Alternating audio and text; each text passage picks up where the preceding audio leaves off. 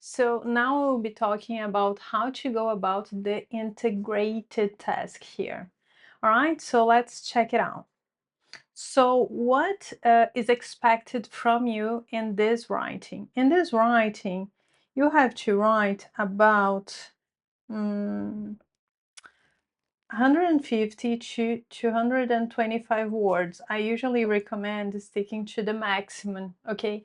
Because for you to provide all the information from the reading and from the lecture, I think you need this or even more. You can write a bit more. I remember that in my TOEFL I wrote about 300 words, if I'm not mistaken.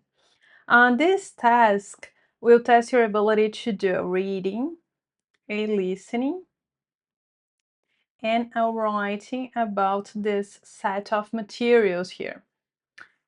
So first you read a short academic passage about a given topic for 3 minutes. I recommend you during those 3 minutes to already take notes about the topic and the arguments in the text. Then you will have a short lecture on the same topic as the reading. So that's why I think it's important for you to take notes of the reading, because then you already know what you have to focus on in the listening. Remember, the listening, you only be able to listen one time and you cannot repeat the listening. The reading will come back though. You have access to the reading throughout the whole text while writing the text. Then you read the question, and finally you have 20 minutes to write. So what I want to highlight here is that those 20 minutes is just for writing, okay? So this will take actually 25, 26 minutes in total, because you have the passage, the other passage, right? The reading and the listening, and then you have 20 minutes just for writing. All right? In the writing, I recommend you always saving 3 minutes in the end for you to correct yourself. So actually, you would have 17 minutes to write and 3 minutes to correct yourself. When you correct yourself, you can ensure 1 or 2 extra points here. There are 2 possible questions.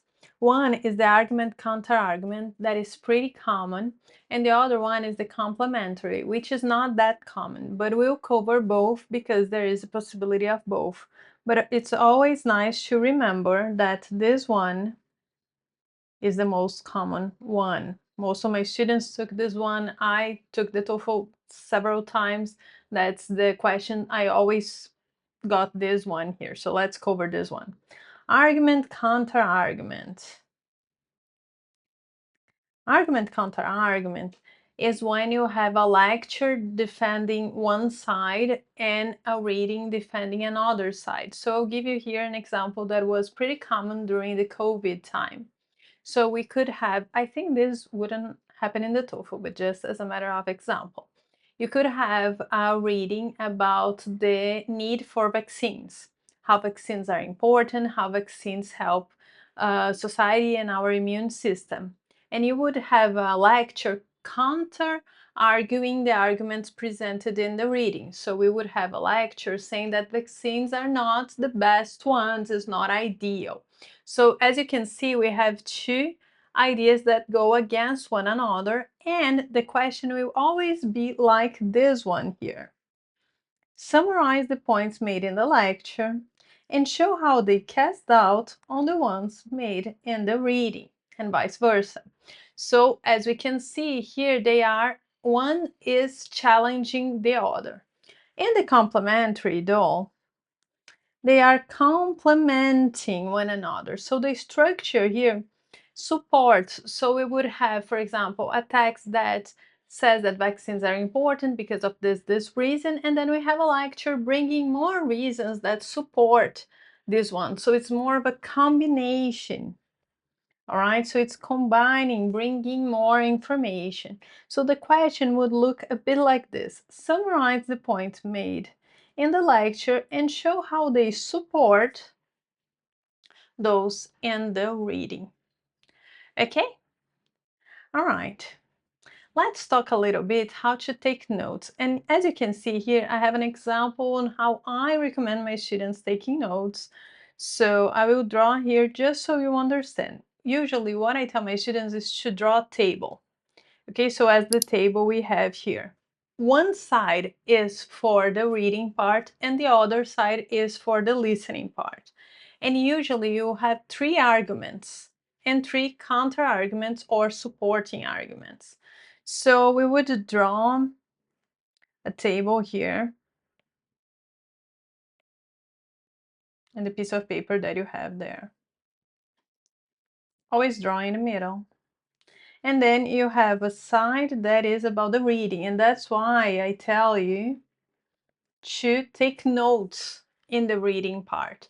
Why? When you take notes in the reading part, you're using the 3 minutes and you already have an idea of the three arguments that will have the counter arguments. So here we'll have argument 1 about the importance of vaccines. So let's say that they help the immune system. And then you go in details here. Then we'll have an argument 2. Let's say it's about civic duty. Because if everybody takes vaccines, we have the immune system, you know, the herd immune system. And then argument 3 is a good investment of money. And then for the listening, we are looking for counter arguments to those points here. So in the listening part, you have to see the counter argument for the immune system. We can say that a counter argument could be the side effects of vaccines. And a counter argument to the civic duty could be free will, free choice of people. And a counter argument about a good investment, we could say that the investment could be used as well. Elsewhere, so to, I don't know, the cure of cancer, I don't know, something like this. All right, this is just an example. So when you have this here, we have the organization already. Why? Because how are you going to organize your writing? You will always need the intro, an introduction, where you will be explaining, oh, the reading and the listening passage discuss the importance of vaccines. Then we'll have paragraph 2 that will talk about the first argument and the first counter argument. We'll see this in a writing that I wrote, but it's like, firstly, the reading describes the immune system and how the vaccine helps with the immune system. However, in the lecture, the professor challenges this topic by saying that there are lots of side effects because of that. Okay? Then we'll go to paragraph 3 here, where we will give the second argument. Secondly, the author in the text explains that there is immunity for society, that we have a civic duty to get vaccinated because this will make the whole society immune to a certain disease. And then you have to give the counter argument. However, or on the other hand, in the lecture, the lecturer or the speaker defends that people also have free will. So they have to be able to choose. They cannot be doing something that they don't want to do, for example. And then finally, we have the fourth paragraph here, where we'll give the last argument in the same manner. And usually I put this as a conclusion. However, you can add a conclusion here if you want to, where you summarize, sum up everything. But I prefer to combine here the fourth paragraph because of time and because of number of words. But then it's up to you. The text that I'm going to show you, the fourth paragraph, is the last one, where you say, finally, as a last argument, the speaker, the reading passage says ta-na-na-na, and the listening passage challenges this by saying ta-na-na-na. All right, let's see an example of this, because when we see an example, it's much easier to understand. I'll come back to this in a minute. So here we have an example of an integrated writing that I wrote as a practice for my TOEFL. Okay, I took a 28 in the TOEFL, so this one would be a 28 score, which is roughly 90% of the final grade, 92%. Let's see here how I organize my text. So as I told you, the first part is the intro. So this one is about inner cities. And I even let my mistakes here show so you understand that you can make mistakes and still have a great score. So let's see. Both the reading and the listening passage discuss the importance of improving and developing inner cities. So as we can see, I already mentioned the reading and the listening passage and what both of them discuss, okay? While the author of the text and the professor in the lecture do not agree that those areas do agree that those areas should not be abandoned, they don't see eye to eye, meaning they disagree on the ways to improving them. All right? And now we'll see paragraph by paragraph with argument and counter argument. So let's go to paragraph 1 here. Paragraph about argument 1, right? And counter argument 1. Here we will have the text defends the idea that I always want to highlight this is reported speech, so you have to use this kind of chunk of language, all right? So the text defends that the best way to bring economic prosperity to the center of cities is to demolish all the old buildings in order to create a space to construct new ones. It is said that when you regenerate design, you'll be able to attract investors to the area. The professor in the lecture challenges this argument by saying that when you put everything to the ground, you are actually destroying houses, therefore creating alienation and displacement.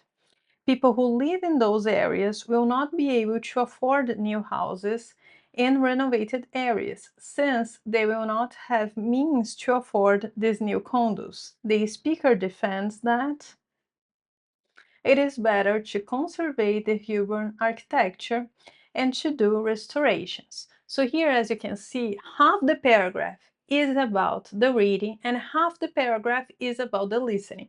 And you guys didn't do the reading or the listening for this writing, but you can understand what this is about. Do I give my opinion about what I think is the best way to solve the problem of inner cities? No, I don't do that neither in paragraph 1, nor 2, nor 3, nor 4. Okay, let's see paragraph 3 now that we are talking about the second argument 2 and counter argument 2. As a second argument, the author believes that when you renovate an area, not only will you bring investment, but also new jobs to the inner city. As a consequence, you would attract young people to work and live in those places. The listening passage argues it is important to maintain the families and people who already lived in the inner cities. And instead of bringing companies, it would be interesting to invest in parks, green spaces, as well as blocking streets to keep the place safe. So again, second argument, second counter argument. I want to highlight something here. As you can see, the use of connectors as a consequence. We have as a second argument, those are very important to develop a good writing. Finally, again, finally here, there's another connector, right? You have argument 3 and counter argument 3.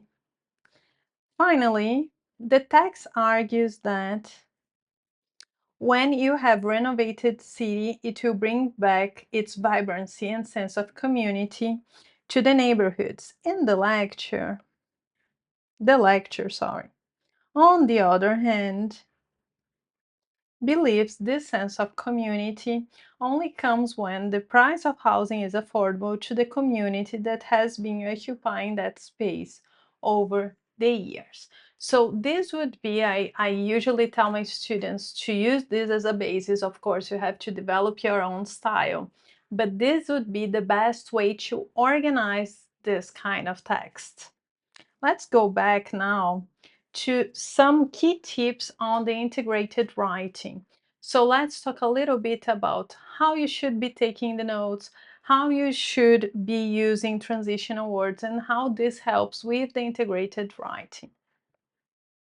So the first thing is take notes during the test, write down the main points from both reading and the lecture. I would recommend you taking the notes the way I told you, because then it's going to be very easy for you to organize in writing.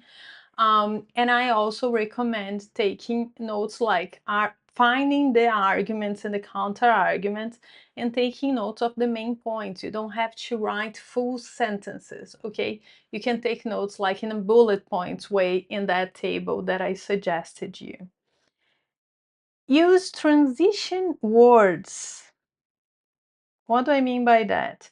Some like the connectors I told you. However, on the other hand, in context, and also using phrases with adverbial sentences like similarly in the lecture, or furthermore, to develop, to bring more to the table, right? Be specific. Include detailed examples and detailed information. That's why I told you, write 225 words or even a bit more, because then you can give the details. You can show that you understood the reading, that you understood the listening. The problem here usually is that the students are too open.